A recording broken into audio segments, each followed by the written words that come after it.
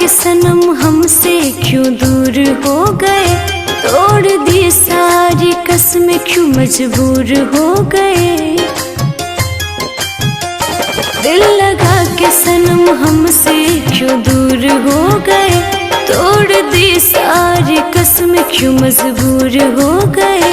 बिन तेरी मेरी जिंदगी उदास है, बिन तेरी मेरी जिंदगी उदास है।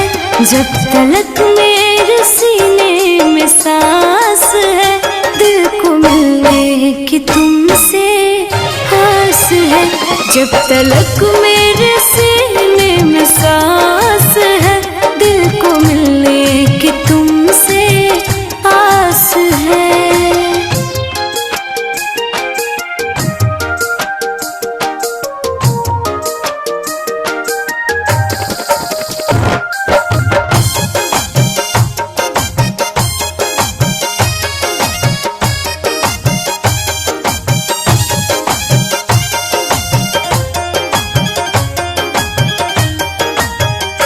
जी रहे हैं तुम्हें याद कर कर के हम, तन्हा यूं अकेले में मर मर के हम।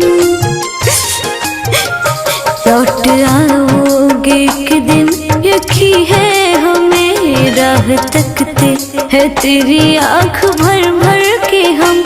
आज भी दिल को तेरी तलाश है, आज भी दिल को तेरी तलाश है।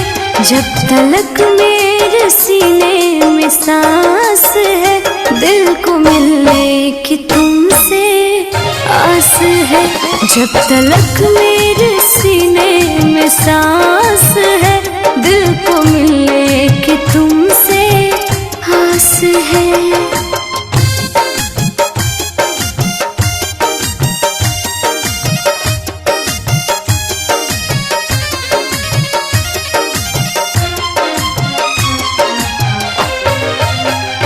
हर घड़ी हर पहर बस तेरा नाम लूं, तेरे बिन कितना तड़पूं मैं कैसे कहूँ। ये जुदाई तेरी मौत जैसी लगे, बस तू ही याद आए मैं जहाँ भी रहूँ।